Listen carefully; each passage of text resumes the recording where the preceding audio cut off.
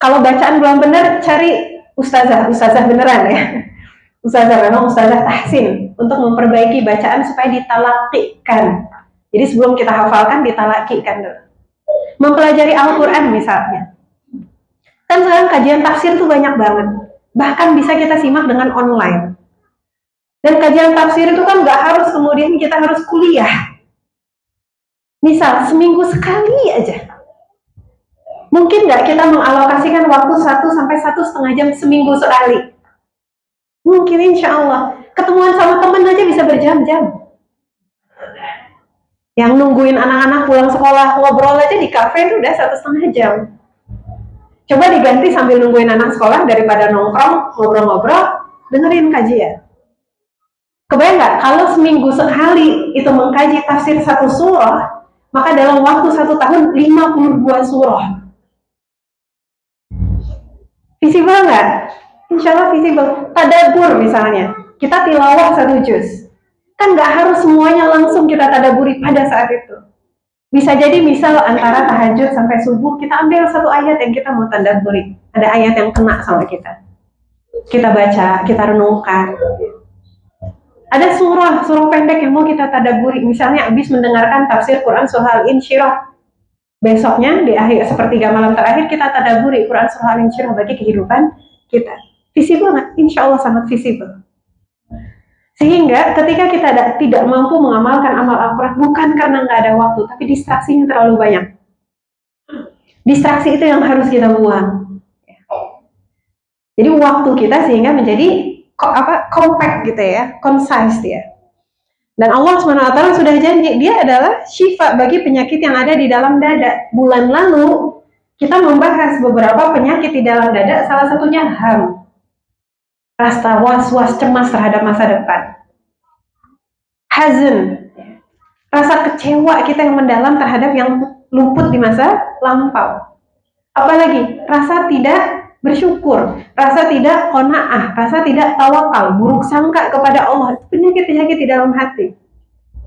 Semakin kita dekat dengan Al-Quran, Allah SWT akan lapangkan hati kita. Allah obati tadi penyakit-penyakit di dalam hati kita.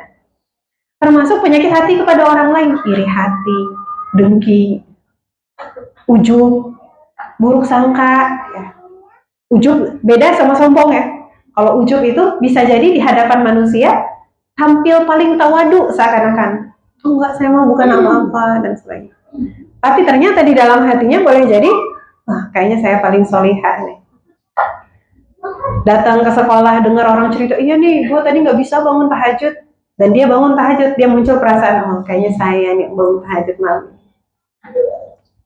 Nah itu ujub harus hati-hati, disembuhkan juga dengan Al-Quran. Ya, boleh slide berikutnya. Itu yang kedua. Yang ketiga, apalagi zikrullah, sarana zikrullah. Kalimat-kalimat thayyibah. Kalimat thayyibah mulai dengan apa? Misalnya, ya, kalimat-kalimat yang mengingatkan kita kepada Allah. Di Quran surah Al-Hasyr 22-24, Allah SWT menyampaikan yang artinya dialah Allah yang tidak ada Tuhan selain Dia. Dialah yang mengetahui yang gaib dan yang nyata. Dialah yang maha pengasih lagi maha penyayang. Dialah Allah yang tidak ada Tuhan selain Dia. Dia adalah Maha Raja, Maha Suci, Maha Damai, yang Maha mengaruniakan keamanan, Maha mengawasi, yang Maha Perkasa, yang Maha Kuasa, yang memiliki segala keagungan. Maha Suci Allah dari apa yang mereka persekutukan. Dialah Allah yang Maha Pencipta, yang mewujudkan dari tiada dan yang membentuk rupa. Dia memiliki nama-nama yang indah. Apa yang di langit dan di bumi senantiasa bertasbih kepadanya. Dialah yang Maha Perkasa lagi Maha Bijaksana. Ini baru 3 ayat. Kita menyaksikan beberapa asma dari asma Allah. Dari Asmaul Husna. Ini aja kita baca satu persatu tadi, baru kita baca. Apa yang muncul di dalam hati kita? Oh iya ya, Allah tuh gitu. Maka Allah Subhanahu wa taala berfirman di Quran surah Qaf ayat 39 yang artinya, maka bersabarlah engkau Muhammad terhadap apa yang mereka katakan dan bertasbihlah seraya bertahmid memuji Rabbmu sebelum terbit dan terbenamnya matahari. Jadi zikrullah tadi Bagian dari perintah Allah. Allah perintahkan apa? Kita banyak tasbih dan tahmid sebelum terbit dan terbenamnya matahari. Ba'da subuh dan ba'da asar itu paling gampang.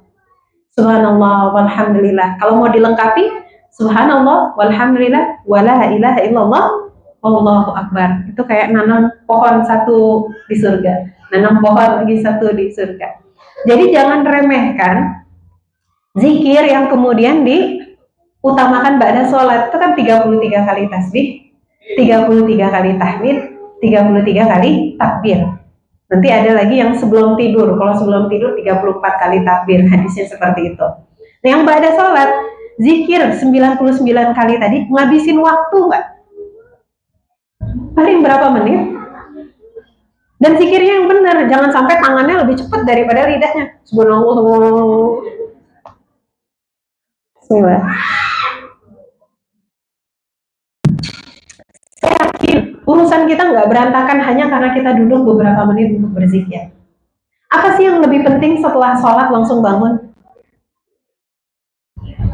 Kalau lagi masak ya diatur waktu masak ya, dimatiin dulu kompornya. Sampai baru juga takbir Allah. Ya, kalau anak datang gimana ya?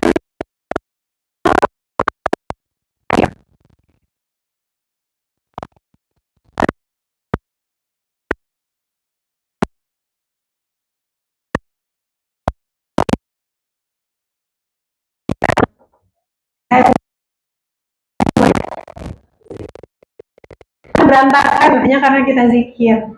Iya teh, soalnya kejar-kejaran sama cucian piring, sama kerjaan rumah. Tenang aja, cucian piringnya nggak ada kemana-mana. Nggak ada yang perlu kita kejar, dia di situ aja.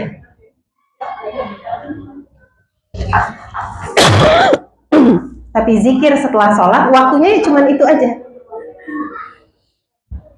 Jadi zikir yang sesederhana tasbih dan tahmid, misalnya kita lagi berangkat nganterin anak sekolah, biasanya macet, mau masuk gerbang aja ngantri.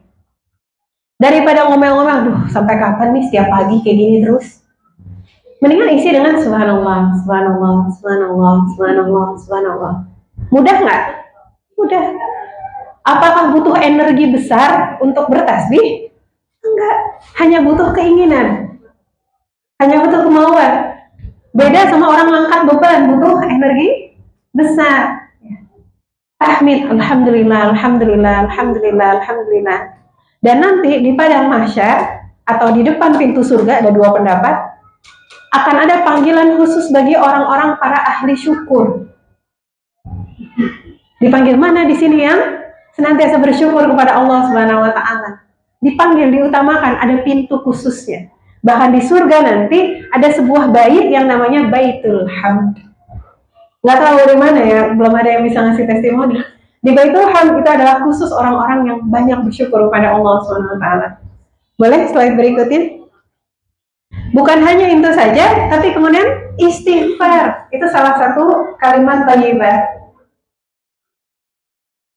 Di Quran surah Hud ayat ketiga, Allah Subhanahu wa taala menyampaikan, istighfarlah, mohonlah ampun kepada Tuhanmu, kemudian bertaubatlah kepadanya, niscaya dia akan memberi kesenangan yang baik bagimu di dunia sampai waktu yang telah ditentukan, ini sampai kematian, dan memberikan pahalanya di akhirat kepada setiap orang yang beramal solih. Tapi jika kamu berpaling, sesungguhnya aku takut kamu akan ditimpa azab pada hari yang sangat besar.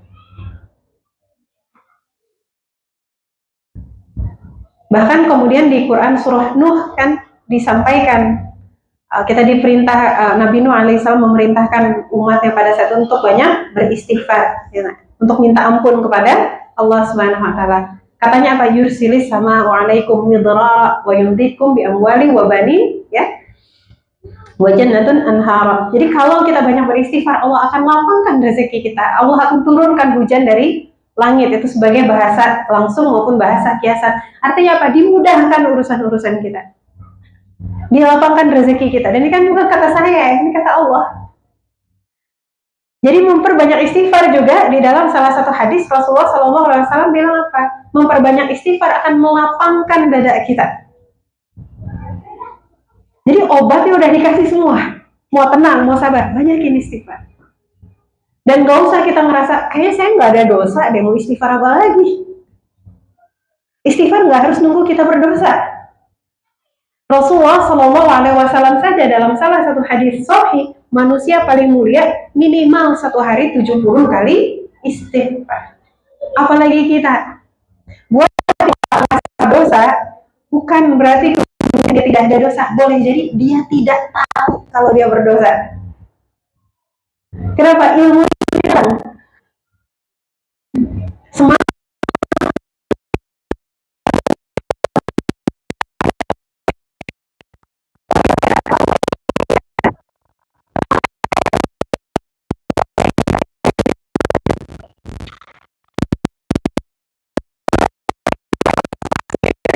akhirnya bermelihat juga.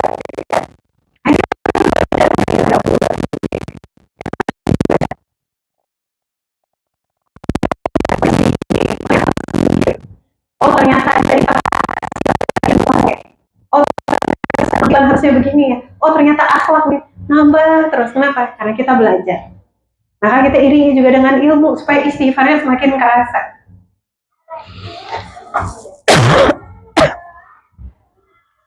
Bahkan kemudian salah satu ciri orang bertakwa, bentar lagi Ramadan ya, kita puasa supaya kita bertakwa. Itulah salah satu ciri orang bertakwa. Ada di Quran surah Ad-Dzariyat 15 sampai dengan 19. Mana kata Allah Subhanahu wa taala, "Qalilan minal laili ma yahja'un wa bil ashari hum yastaghfirun." Mereka sedikit sekali tidur di waktu malam. Dan di waktu sahur mereka banyak beristighfar kepada Allah Subhanahu wa taala. Itu ciri orang bertakwa. Sedikit tidur di waktu malamnya karena tadi waktu sahurnya banyak istighfar, berarti sedikit tidurnya kapan? Tidurnya di awal waktu, bangun juga awal waktu. Jadi bukan begadang malam bangun pas subuh, bukan.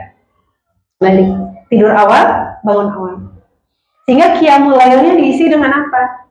Diisi dengan sholat, Al-Quran, istighfar, doa, sahur kalau kita sedang berpuasa. Istighfar bisa kita baca kapanpun.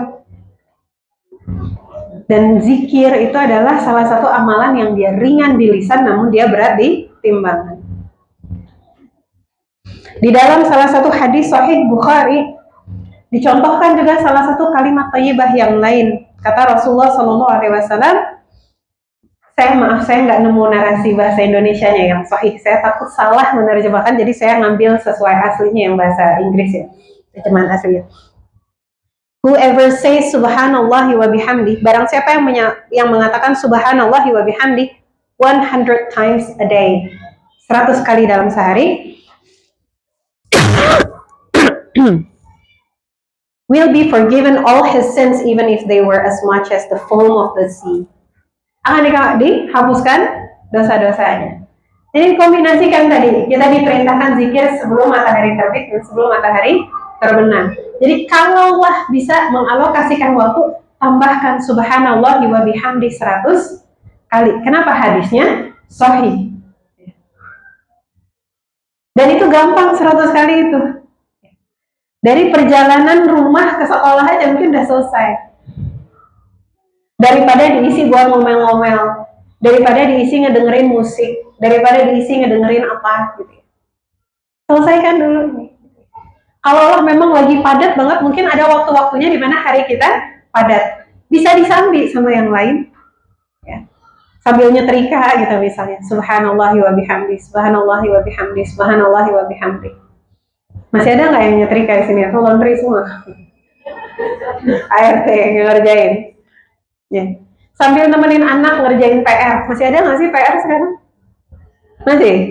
Tapi nemenin anak ngerjain PR kan lama tuh, dia mikir, dia apa? Subhanallah wa bihamdi, subhanallah wa bihamdi, subhanallah wa bihamdi. Maka kita minta, kita basahi lisan kita dengan zikrullah.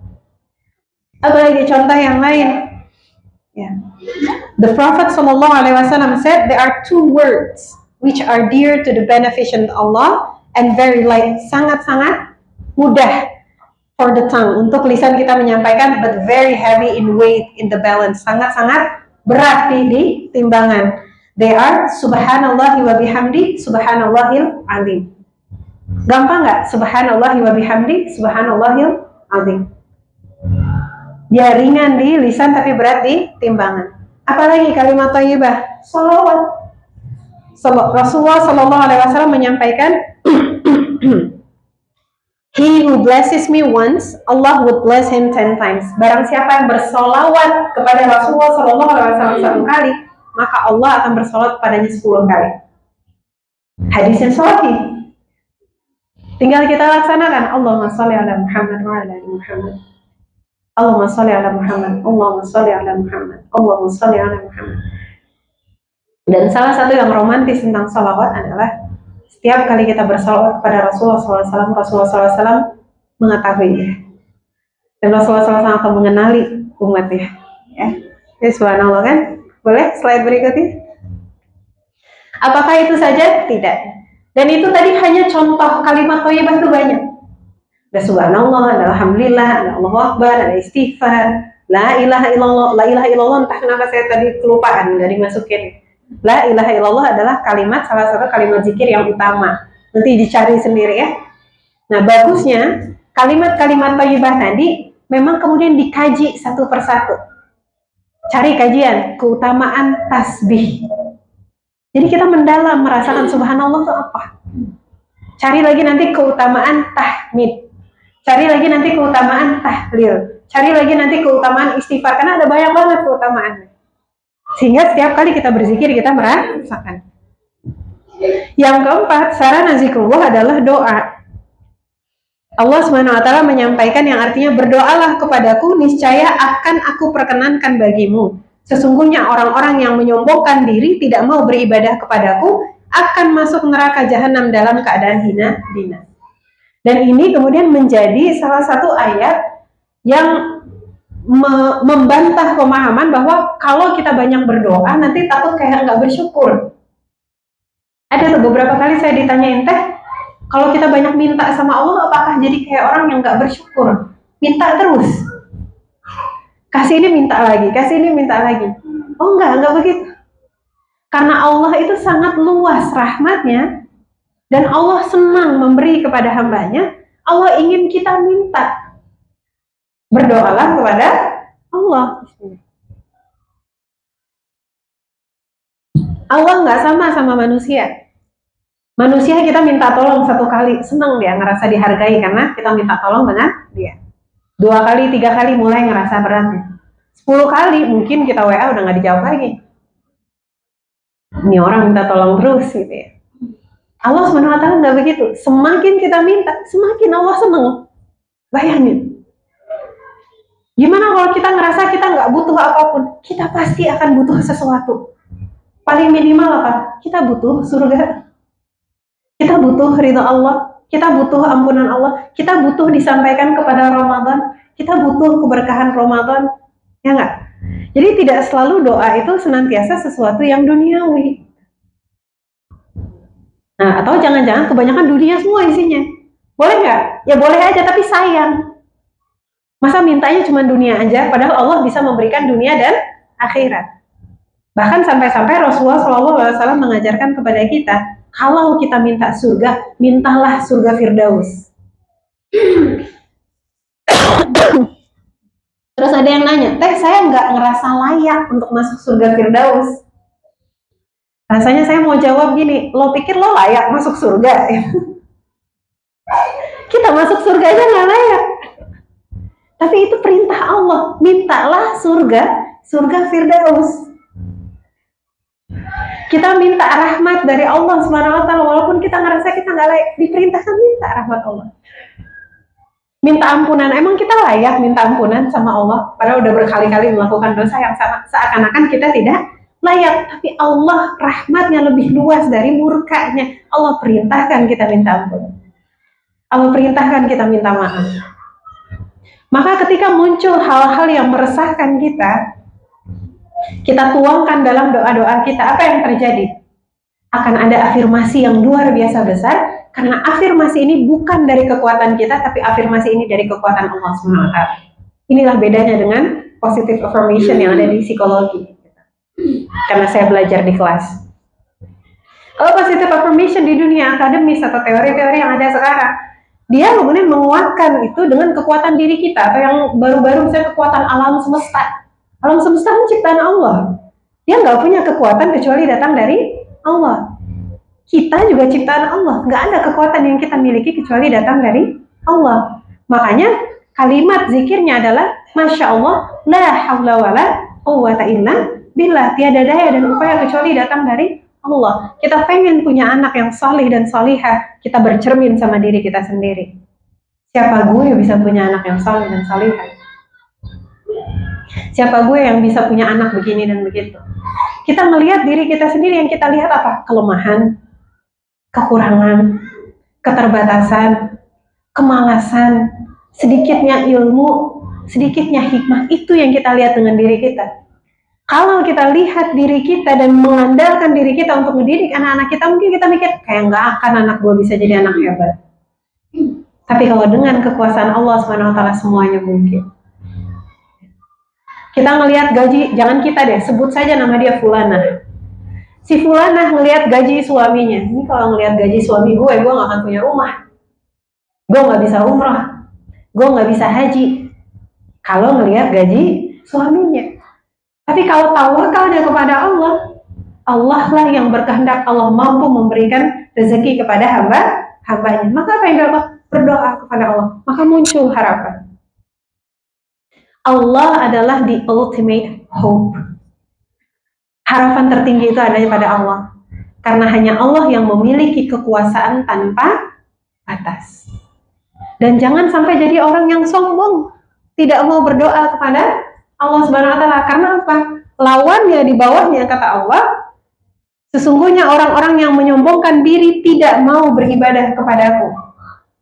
Kenapa? Dia ngerasa nggak butuh apa-apa dari Allah, jadi dia malas doa. Dia ngerasa hidupnya baik-baik aja.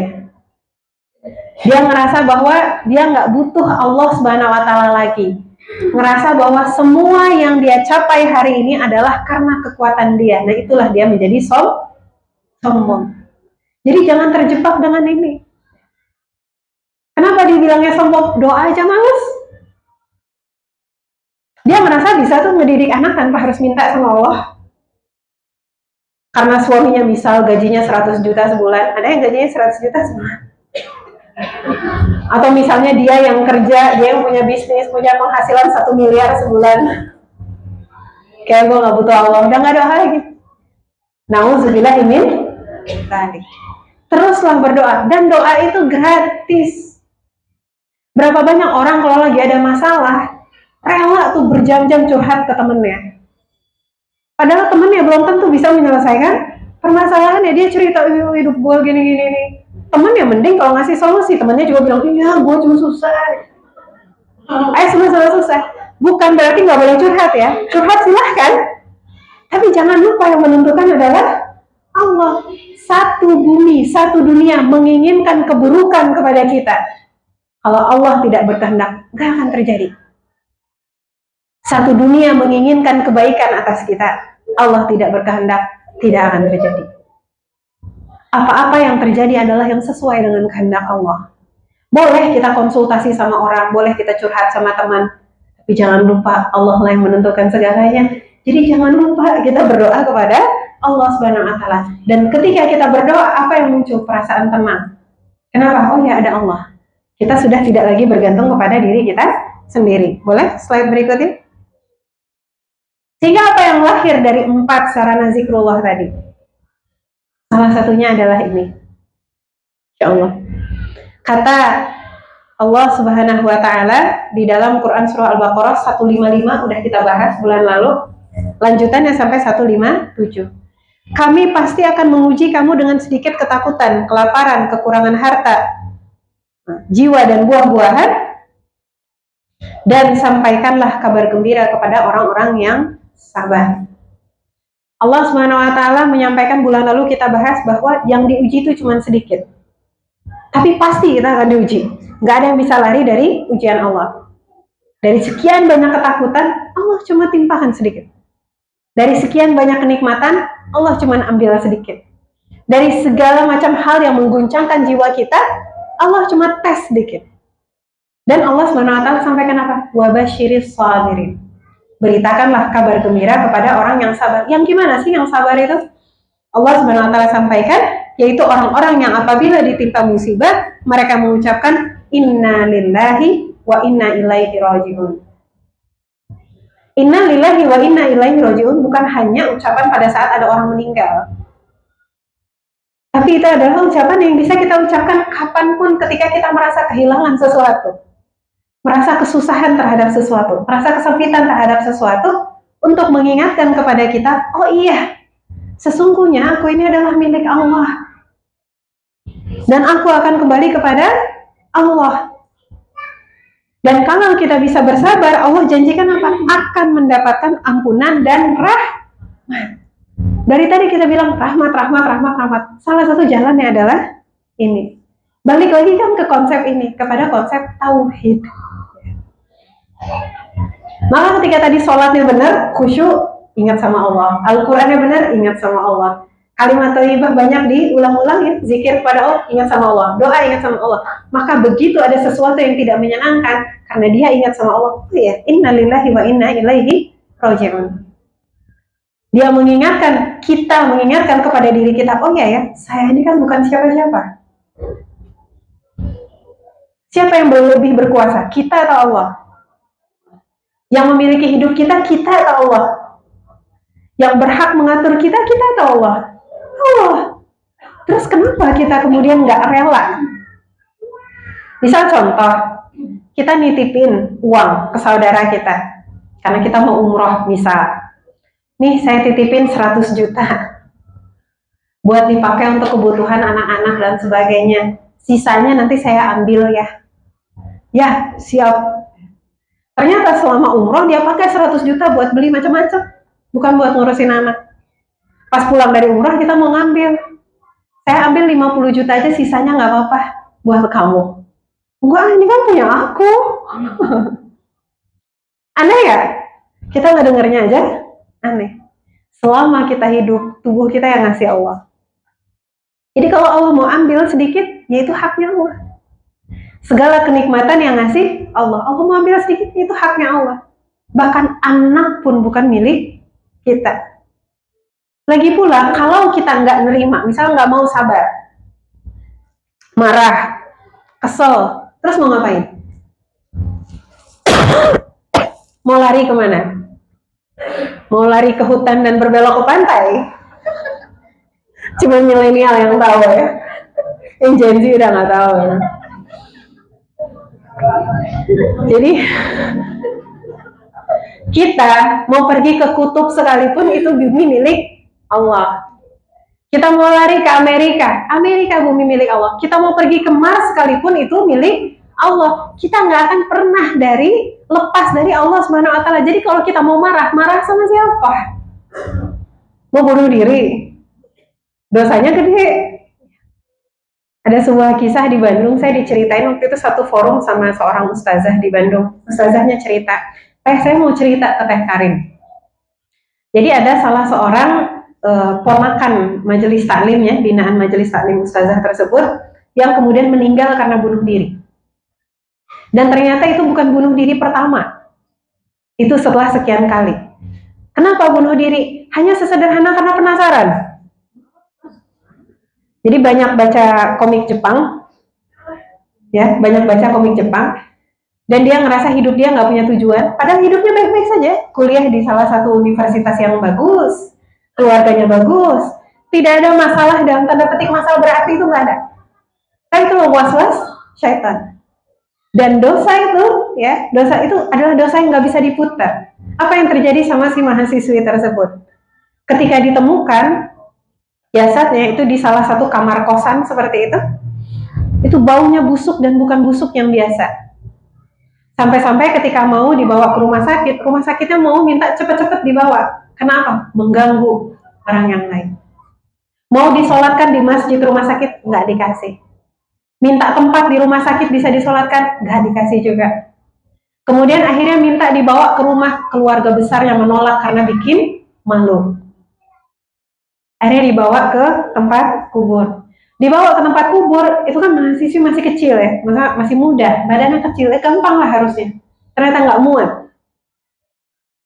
Begitu kemudian mau digali lagi, hujan turun. Ya, yang pernah pengalaman ikut menguburkan, kebayang ya, menggali pada saat hujan turun itu susah sekali. Seakan-akan bumi itu menolak, nggak mau menerima dia. Ketika akhirnya dipaksa-paksa untuk kemudian dimasuk itu, sampai tukang kuburnya muntah-muntah saking apa? Baunya. Padahal itu adalah kerjaan dia sehari-hari sekian tahun. Setelah dikuburkan, si tantenya ini yang cerita sama ustazah tadi, saya nggak tahu dosa apa dia sampai sebegitunya. Apakah karena si dosa bunuh diri tadi? Maka saya minta pada setelah selesai nganterin jenazah itu, berdoa sama Allah Subhanahu wa taala minta agar diampuni. Itu ustazah. Ketika saya berdoa sama Allah, ya Allah tolong ampuni ponakan saya, gulungan kain, tahu gulungan kain meteran karena beliau adalah penjahit, itu kan berat ya. Bukan gulungan kain yang kecil-kecil kayak kita beli di pasar, bukan, ini yang gulungan kain gede-gede. Yang awalnya tersandar ke dinding itu jatuh nimpa kepalanya. Seakan-akan oleh Allah SWT bahkan minta ampunnya saja dilarang sama Allah. Saking besarnya dosa bunuh diri. Jadi jangan pernah membayangkan bahwa akan ada escape dari ujian, itu nggak akan ada. Karena apa? Orang-orang yang lari dari ujian dia di dunia dengan bunuh diri, dia akan masuk kepada ujian yang lebih tidak tertahankan di alam akhirat nanti. Jadi akhirnya apa? What option do we have? Accept, patient. Pada akhirnya kita memilih untuk bersabar, memilih untuk hidup tenang. Pertama karena itu perintah Allah, kedua we have no better option. Mau opsi apa lagi? Kita sabar saja menjalaninya sudah berat, apalagi kalau nggak sabar. Sehingga lebih baik apa? Ya udah, milih untuk bersabar, lepaskan bahwa semuanya adalah milik Allah. Justru ketika kita bersabar, kita milih untuk bersabar, kita rela, ya Allah aku ridha, Allah akan rahmati kita. Dan ketika Allah rahmati kita, yang terjadi apa? Tenang hati kita, lapang hati kita. Dan Allah Subhanahu wa taala berjanji apa? Hanya orang-orang yang bersabarlah yang disempurnakan pahalanya tanpa batas. Kita sholat dapat pahala, alhamdulillah biiznillah bifadlillah. Kita membaca Al-Quran, berinteraksi dengan Al-Quran, insya Allah biiznillah bifadlillah kita dapat pahala. Tapi pada saat kita masuk surga Aden, para malaikat menyampaikan apa? Salamun alaikum bima sabartum. Congratulations for you because of your sabar. Kita nggak dikasih ucapan atas sholat kamu atau atas puasa kamu, atas kesabaranmu. Kenapa? Untuk menjalani sekian banyak amal solih yang mau kita jalani tadi sepanjang umur hidup kita, kita butuh sabar. Mau istiqomah dalam sholat, butuh sabar. Mau istiqomah ngedidik anak, butuh sabar gak? Butuh sabar, banget deh. Mau bisa menahan marah, butuh sabar. Mau bisa berhemat pada saat rezeki sedang sempit, butuh sabar. Mau bisa tetap qanaah, tetap bersyukur ketika banyak hal yang tidak bisa kita dapatkan, butuh qanaah, butuh sabar. Mau bisa zuhud pada saat kita bisa bermewah-mewah, itu butuh sabar. Ya nggak? Jangan dipikir sabar itu kalau cuma susah. Pada saat nikmat lagi banyak, Allah perintahkan kita untuk zuhud. Maka kemudian apa yang terjadi? Hati kita akan tenang, hati kita lapang. Jadi zuhud itu bukan memiskinkan diri. Kalau orang miskin itu bukan zuhud namanya, memang miskin, gak ada yang mau dizuhudin. Orang zuhud itu adalah pada saat dia mampu bermewah-mewah, dia tahan hawa nafsunya. Dia bisa beli mukena harga 10 juta, tapi dia pikir daripada saya beli mukena harga 10 juta, mendingan saya beli mukena yang cukup indahnya, cukup menutupi aurat saya, sisanya saya infakkan. Dia bisa tuh makan fine dining yang satu porsinya 3,5 juta. Tapi dia pilih apa? Saya ngambil makanan yang penting memenuhi kebutuhan nutrisi saya, yang enak, mungkin kadang-kadang makan di luar sama keluarga, sisanya apa? Saya infakkan. Itu zuhud. Ya. Dan janji Allah Subhanahu wa taala apa di Quran surah Ar-Ra'd ayat 22. Orang-orang yang bersabar demi mencari keridhaan Rabb mereka, mendirikan sholat, menginfakkan sebagian rezeki yang kami berikan kepada mereka secara sembunyi-sembunyi atau terang-terangan dan membalas keburukan dengan kebaikan, orang-orang itulah yang mendapatkan tempat kesudahan yang baik. Artinya kita bersabar bukan karena kita sanggup menjalaninya, bukan. Kita bersabar karena kita mau cari ridha Allah. Sesederhana itu. Boleh slide berikutnya? Ada salah satu hadis yang indah. Kata Rasulullah Shallallahu Alaihi Wasallam, saya langsung ke isinya ya. Whoever abstains from asking others, Allah will make him contented. Artinya bagi yang menjauhi dirinya dari minta-minta sama orang, kayak pengemis gitu ya, atau minta-minta ke saudara ya, padahal dia mampu, Allah Subhanahu Wa Taala akan mencukupi dia.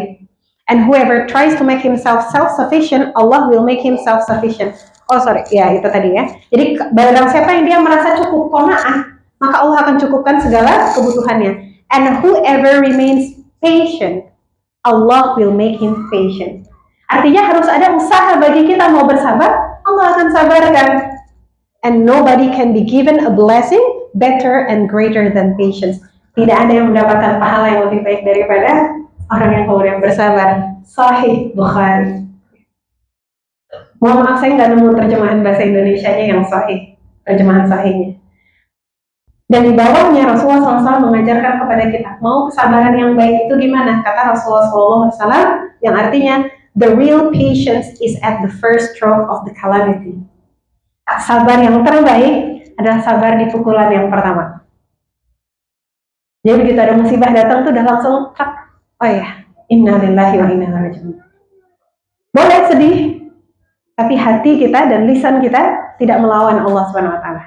Boleh nangis, tapi lisan kita dan hati kita tidak menolak Allah Subhanahu Wa Taala. Kita ridho. Itulah kemudian kesabaran yang baik. Maka Allah Subhanahu Wa Taala perintahkan kita apa? As-sabran jamila.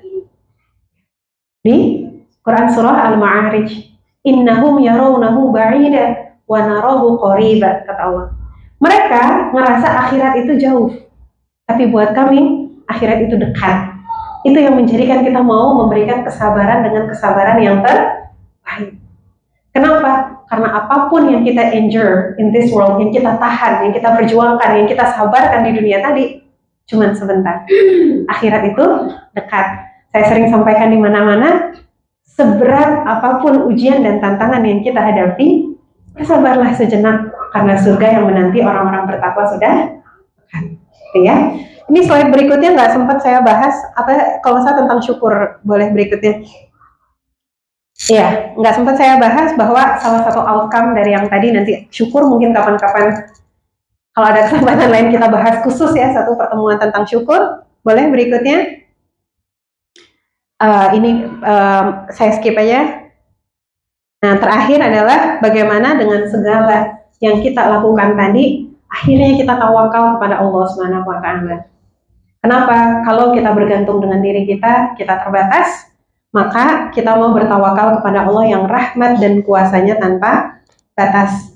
Kata Allah Subhanahu Wa Taala di Quran surah Asy-Syu'ara 217 sampai dengan 220, dan bertawakallah kepada Allah yang Maha Perkasa, Maha Penyayang, yang melihat engkau ketika engkau berdiri untuk sholat dan melihat perubahan gerakan badanmu di antara orang-orang yang sujud. Sungguh Dia Maha mendengar, Maha mengetahui. Apa salah satu implikasi dari ayat ini? Kalau mau tawakal, kalau mau berserah berserahlah diri sama Allah yang menyaksikan kita. Kenapa penting Allah menyaksikan kita? Karena hanya Allah yang tahu kesedihan kita.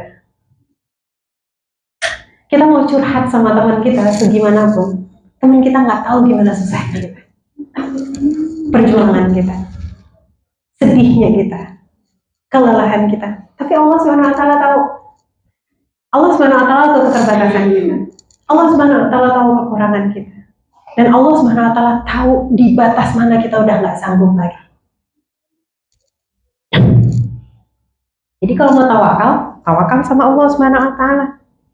Dan Allah Subhanahu Wa Taala yang mengetahui tadi diceritakan oleh Rasulullah Shallallahu Alaihi Wasallam, yang artinya tidaklah seorang Muslim tertimpa suatu kelelahan atau penyakit atau kekhawatiran atau kesedihan atau gangguan, bahkan duri yang melukainya, melainkan Allah akan menghapuskan kesalahan-kesalahan yang karenanya.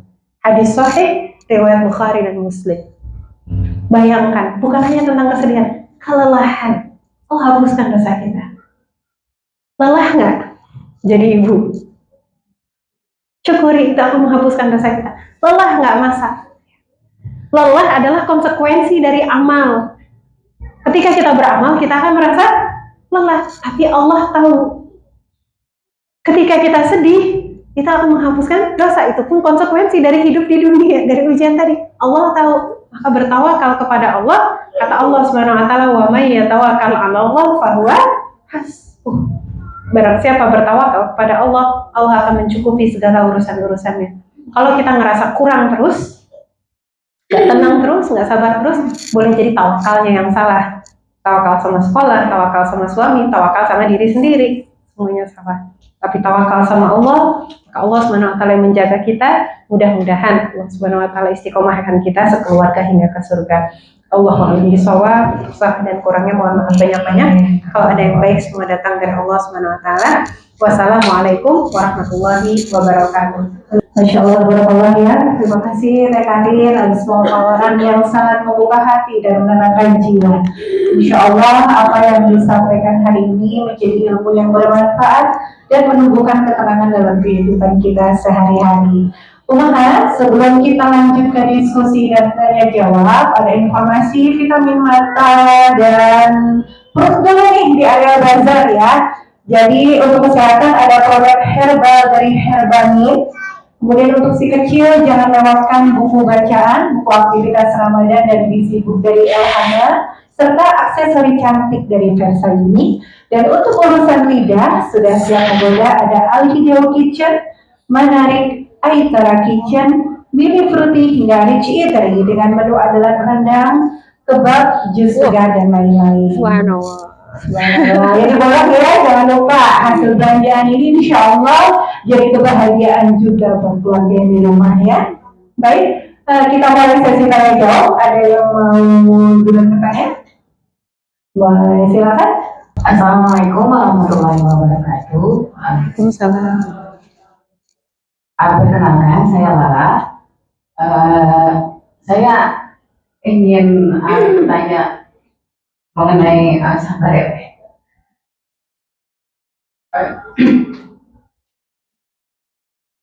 Ketika kita ditimpa musibah, terkadang sabarnya tuh kayak belakangan gitu. Sementara kan tadi sabar yang sesungguhnya itu adalah ketika stroke yang pertama gitu ya. Ketika serangan pertama kita harusnya tuh dia innalillahi gitu ya. But in reality gitu ya, seringnya saya mengalami bahwa ketika itu terjadi, saya ngerasa kayak, aduh, bentar gimana ya, overthinking gitu, saya kayak, ya Allah ini jadi kayak gitu ya, ya Allah kayak gitu kan, terus jadi harus nunggu mungkin beberapa hari gitu, terus saya kayak, astagfirullah gitu, sehingga saya ngerasa, ya Allah, makasih ya memang masih belum kita sabar gitu ya. Mohon gimana ya supaya saya tuh bisa di the first stroke itu saya tuh kayak harusnya udah bisa berserah gitu ya, kayak berserah gitu, bukannya yang overthinkingnya itu yang keluar gitu. Gitu ya, makasih. Assalamualaikum warahmatullahi wabarakatuh. Jazakumullah khairan katsiran wa barakallahu fikum jami'an. Saya rasa masing-masing di antara kita ini punya ujian sabarnya sendiri-sendiri ya, yang membuat kita mungkin kalau mau cerita itu udah bergetar duluan. Gimana dengan yang lalu-lalu yang sabarnya bukan sabar yang tadi, the first stroke tadi, pukulan pertama. Sebagaimana sholat pun kualitasnya ada tingkatan-tingkatannya, sabar pun ada tingkatan-tingkatannya. Puasa saja ada tingkatan-tingkatannya, ya. Mudah-mudahan nanti bisa nyari sendiri ya, tingkatan-tingkatan puasa. Menyambut Ramadan ini. Nah, sabar pun juga ada tingkatan-tingkatannya. Jadi ketika kita tidak mampu bersabar di pukulan pertama, mungkin mudah-mudahan kita bisa bersabar sehari berikutnya, mungkin seminggu berikutnya, mungkin sebulan berikutnya. Yang jelas janji Allah Subhanahu wa taala adalah laha ma kasabat wa 'alaiha ma kasabat. Mereka mendapatkan pahala atas apa yang mereka usahakan. Artinya apa? Tidak ada kesabaran kita yang sia-sia, tuh nggak ada. Artinya walaupun misalnya sebelum-sebelumnya kita belum sabar, terus sekarang kita bisa sabar, alhamdulillah, pertahankan itu, disyukuri. Jangan sampai kemudian gagal nih kemarin, ya udahlah, udah terlanjur nggak sabar, udah nggak sabar aja gitu ya. Jangan. Insya Allah Nah, tinggal kemudian nanti ke depannya bagaimana caranya kita bisa memperbaiki. Gimana caranya memperbaiki tadi? Ada dua. Ya. Yang pertama ada dari segi peningkatan pemahaman, nggak bisa nggak. Makanya kayak tadi ini kan banyak snippet ya. One snippet, kayak cuman pemacu doang, cuma pemantik. Harus dipahami betul-betul, sholat tuh satu bab sendiri. Kita kaji betul-betul keutamaan sholat itu apa. Ya. Kalau meninggalkan sholat seperti apa, gimana cara sholat yang baik dan benar. Supaya apa? Bisa menguatkan kesabaran kita. Al-Quran juga, nanti kan masing-masing beda lagi. Keutamaan membaca Al-Quran sendiri, keutamaan menghafalkan Al-Quran sendiri, keutamaan tadabbur Al-Quran sendiri, keutamaan mempelajari Al-Quran sendiri. Jadi kita dalami lagi satu-satu. Zikrullah tadi, masing-masing satu-satu. Jadi harus ada pemahaman. Begitu juga dengan sabar. Betul-betul mengkaji, apa sih ayat-ayat Allah tentang sabar ini bicara apa aja. Supaya kita betul-betul paham keutamaan dari sabar itu sehingga menjadi penguat kita. Ya, al-fahmu itu yang pertama. Kemudian yang kedua adalah memperbaharui niat. Nah, jadi dunia gitu ya. Jadi kita perbaharui terus niat. Gimana cara memperbaharui niat? Setiap amalan-amalan yang membantu kita untuk zikrullah itu akan memperbaharui niat kita. Niat hidup kita akan terbaharui. Makanya kemudian balik lagi ke sesi materi tadi, dia nggak ada yang baru. Kita mau meningkatkan sabar, ya itu yang tadi yang kita amalkan. Memperbaiki setiap aspek zikrullah kita. Ya, aspek apa? Aspek sholat kita, Al-Quran kita, kalimat thayyibah zikrullah kita, doa-doa kita. Dan juga apa? Ketika kita memperbaharui niat, otomatis kita pun akan terhindar dari berbagai maksiat. Ciri-ciri orang yang niat hidupnya untuk Allah apa? Dia akan menuju kepada ketaatan dan menjauhi kemungkaran. Itu salah satu indikasinya. Kita mau sabar, memperbaiki, mempercantik kesabaran kita ya. Sabran jamilah tadi, kesabaran yang indah gitu ya. Maka kemudian kita mau meninggalkan kemaksiatan-kemaksiatan. Kita mau meninggalkan kelalaian. Dan kemaksiatan tadi, ya, kalau misalnya tidak ditinggalkan, apa yang terjadi? Akan mengotori hati dan itu akan mempersulit kita untuk sabar. Makanya kemudian kayak nggak nyambung gitu ya, kok mau sabar harus meninggalkan kemaksiatan, mau sabar harus meninggalkan kelalaian. Karena tadi sabar itu sumbernya ada di jiwa kita, di hati kita. Berarti harus kita jaga hati kita supaya bersih. Jadi dikeruya satu persatu, apalagi kita sekarang insya Allah menuju bulan Ramadan. Mudah-mudahan Allah SWT mudahkan kita dalam membersihkan hati kita dari segala kotoran, dari segala penyakit. Allah juga kemudian memudahkan kita untuk menambah pemahaman kita dalam hidup, pemahaman dalam ketaatan. Allah juga menguatkan kita untuk senantiasa memperbaharui niat kita insya Allah ya. Dan hal yang tadi ketika dilakukan secara istiqomah insya Allah akan meningkatkan kualitas kesabaran kita. Jadi sekali lagi nggak ada yang baru. Apa yang tadi perlu diketahui untuk poin-poin utamanya sudah disampaikan insya Allah. Tinggal PR-nya kita laksanakan, gitu ya. Allah a'lam bishawab. Baik. Ada bertanya? Ada lagi dari mana yang mau bertanya? Kita batasin satu penanya lagi ya. Assalamualaikum warahmatullahi wabarakatuh. Waalaikumsalam warahmatullahi wabarakatuh. Perkenalkan saya Robiatul Adawiyah. Tadi Teh Karin membahas tentang bahwa sholat dan sabar adalah perintah. Saya mau bertanya, kalau misalnya sholat yang nggak khusyuk, karena saya pernah membahas tentang sholat khusyuk ala Rasulullah SAW. Nah, itu tuh dimulai dari wudhunya yang tertib, bacaannya yang tartil gitu ya Teh. Idealnya sholat khusyuk itu ada waktu masih kayak berapa menit gitu. Kadang kan kita diburu-buru gitu sholat ya, sama hal distraksi gitu. Kadang lagi sholat ingat jemuran, ingat apa gitu Teh.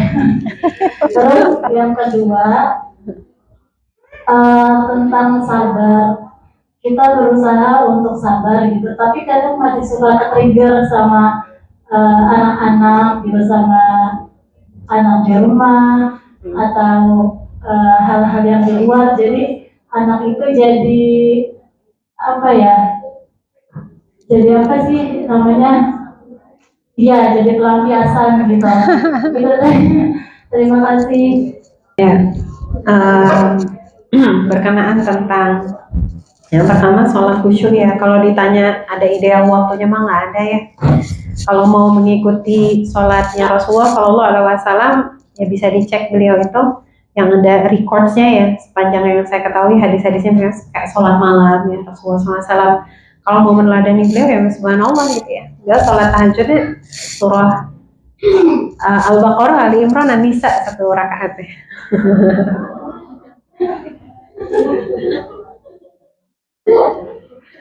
Sampai Huzaifah radhiyallahu anhu mikir nih kapan rukunya. Ya. Kalau ditanya waktu ideal gitu ya, tidak harus kemudian dia diukur dengan sekian menit ya. Tapi yang terpenting apa? Sholat itu kan niat, itu yang utama ya. Dan niat itu dimulai betul tadi dari wudhu. Makanya kalau kita mengikuti kajian tentang sholat khusyuk atau sholat dengan baik, pasti akan mulai dengan wudhu.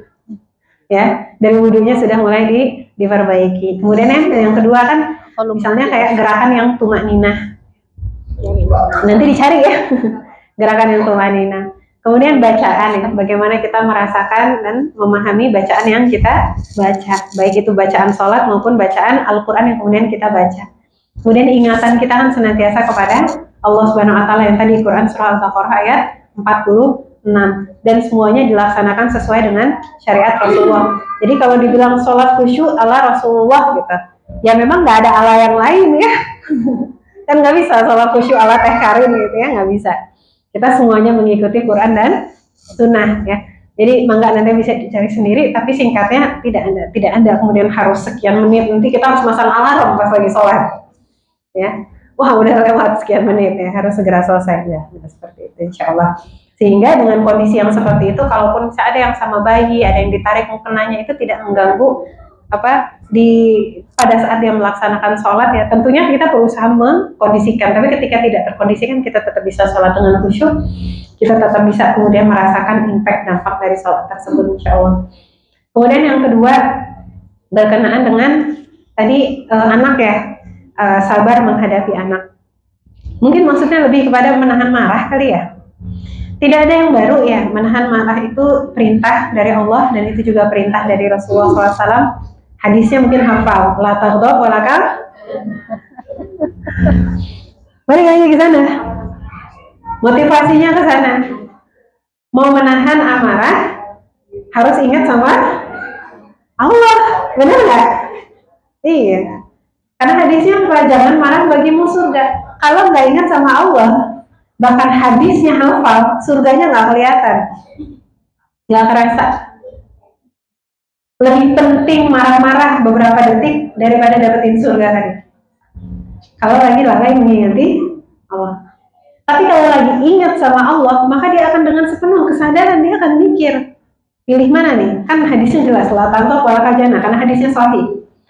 Jangan marah bagimu surga. Pilih mana? Mau marah beberapa detik atau mau dapat surga?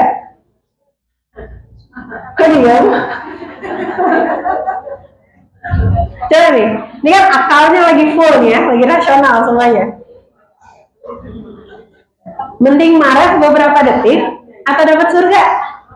Surga.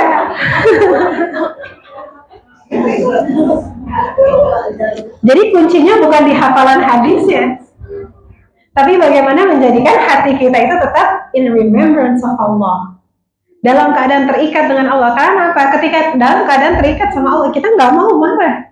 Ngapain? Why would I do that? Saya ditanya berkali-kali, Teh gimana caranya supaya nggak marah-marah sama anak-anak? Ya iya itu tadi. Itu diamalkan. Gitu. Nggak ada yang baru, nggak ada yang lebih powerful dari zikrullah. Dan ini yang tadi dibahas di awal. Jangan sampai kita ragu dengan itu. Ya, ada yang nanya ke saya, true story, DM followers di IG. Tapi udah lama ya, waktu itu masih rajin gitu balesin DM satu-satu. Saya udah ikutan training mengelola marah, bayar sekian ratus ribu. Ada langkah-langkahnya teh. Langkah 1, langkah 2, langkah 3. Saya dikirimin 2 langkah-langkahnya. Saya hafalin teh. Tapi lupa semua. Ketika ada kejadian anak saya begini-begini, walaupun saya hafal, tetap marah juga. Kenapa? Menahan marah bukan di kepala, bukan teori, itu di dalam hati. Di dalam Islam pembahasan marah itu di mana? Tazkiyatun nafs. Marah itu masuk ke dalam pembahasan tazkiyatun nafs. Bayangkan. Tazkiyatun nafs apa? Penyucian jiwa. Kenapa? Marah adalah konsekuensi dari jiwa yang belum bersih. Maka nanti kalau membahas tentang marah akan balik lagi kepada pembersihan hati.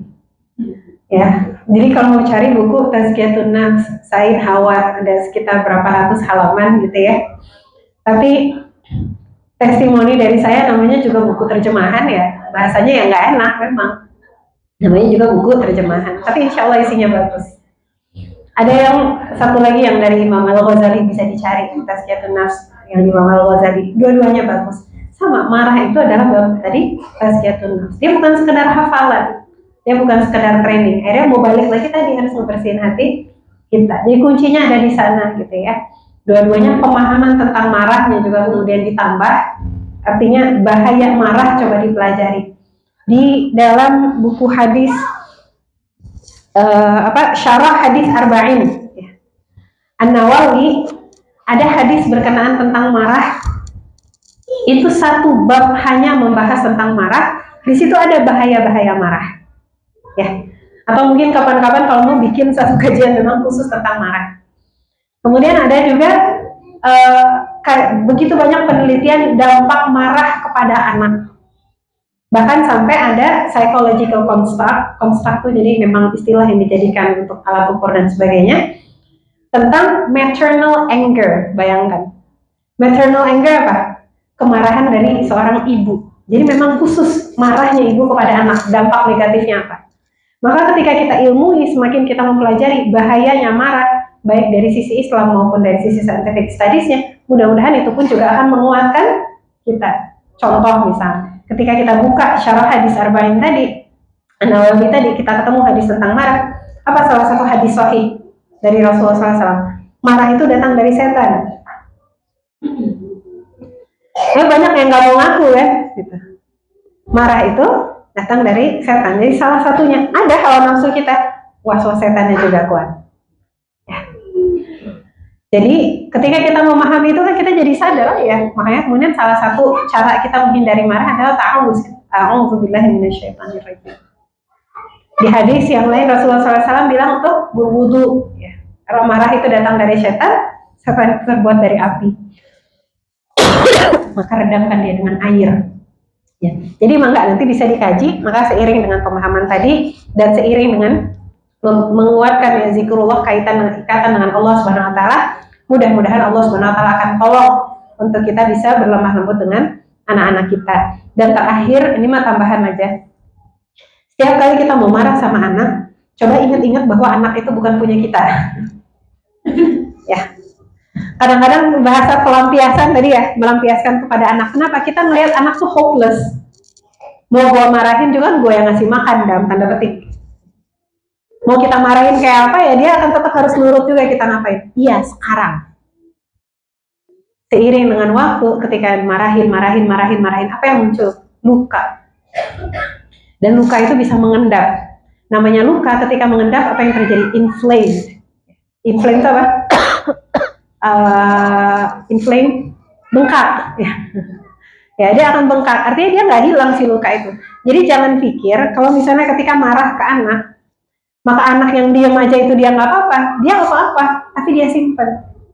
Maka ketika nanti semakin lama semakin besar dia udah nggak mau lagi deket-deket sama orang tuanya. Kenapa? Takut dimarahin. Mulai berbohong karena takut dimarahin, nggak mau cerita karena takut dimarahin, nggak mau curhat karena takut dihakimi. Masuk usia SMP, SMA, banyak banget orang tua yang cerita kalau misi di sekolah SMP dan SMA, curhatannya adalah anak-anak saya tuh teh ya kayak remaja sekarang nanti Masuk ke kamar, pulang sekolah, masuk kamar, tutup pintu. Yang nggak mau ngobrol, biasa lah ya, remaja zaman sekarang lebih suka main sama teman-temannya. Kata siapa? Remaja zaman sekarang lebih dengerin teman-temannya daripada dengerin orang tuanya. Kata siapa? Itu adalah efek dari pengasuhan yang salah. Ya. Mungkin kapan-kapan ya dibahas lagi tentang pendidikan anak di dalam Islam. PR-nya banyak, tapi begitulah kita dalam menuntut ilmu, rasanya nggak pernah selesai ya, insya Allah. Dari menuntut ilmu yang satu membawa kita kepada ilmu yang berikutnya. Allah alam bisawab, untuk salah dan kurangnya mohon maaf. Insya Allah, tabarakallah. Baik, sebelum saya tutup, saya mau menginformasikan dulu pemenang door prize untuk hari ini. Ada 6 ummahat yang beruntung. Yang pertama adalah nomor 58 di Uma Anggi Anggraini. Tadi ibu-ibu ingat nggak nomornya waktu isi ini? Oh, ingat ya. Yang satu nomor 58 Uma Anggi Anggraini, kemudian pemenang nomor 2 nomor 29 atas nama Uma Nuri. Oh ya baik. Kemudian yang ketiga nomor 52 atas nama Uma Linda. Yang mana orangnya? Bukan itu paling belakang ya. Baik, nomor 4 di nomor 48 Bunda Andrarani. Yang mana? Adalah orangnya. Oh ya baik. Kemudian pemenang berikutnya nomor 44 Uma Yuni Zulfa. Ya, alhamdulillah. Rezeki ya. Kemudian nomor 62 Uma Yani Mama Kembar. Kayak masih diingatnya. Dapat lagi ya, Masya Allah. Baik, nanti hadiahnya bisa diambil setelah selesai acara ya. Kemudian nanti dari bunda-bunda penanya juga dapat hadiah menarik dari kita, bisa diambil kalau udah selesai acara. Baik, saya tutup ya. Umat yang dirahmati Allah, dari kajian hari ini kita belajar bahwa tenang bukan berarti hidup tanpa ujian. Allah tidak menghilangkan lautan untuk Nabi Musa, tetapi Allah membelahnya. Allah tidak memadamkan api bagi Nabi Ibrahim, tetapi Allah menjadikannya dingin. Begitu pula dalam hidup kita sebagai perempuan. Allah tidak selalu menghilangkan masalah, kelelahan, atau gejolak emosi kita. Namun, Allah memberikan iman dan kesadaran agar kita mampu mengelola semua itu dengan tenang. Karena pada akhirnya, tenang bukan tentang dunia yang berubah menjadi mudah, tetapi tentang hati kita yang dikuatkan oleh Allah untuk melaluinya. Terima kasih yang sebesar-besarnya kepada Teh Kalin atas ilmu dan nasihat yang sangat berharga. Kami mohon nanti Teh Kalin berkenan menerima kisah dari panitia. Tapi sebelum itu kita sesi foto bersama dulu. Jadi seperti biasa Teh Kalin bisa maju ke depannya.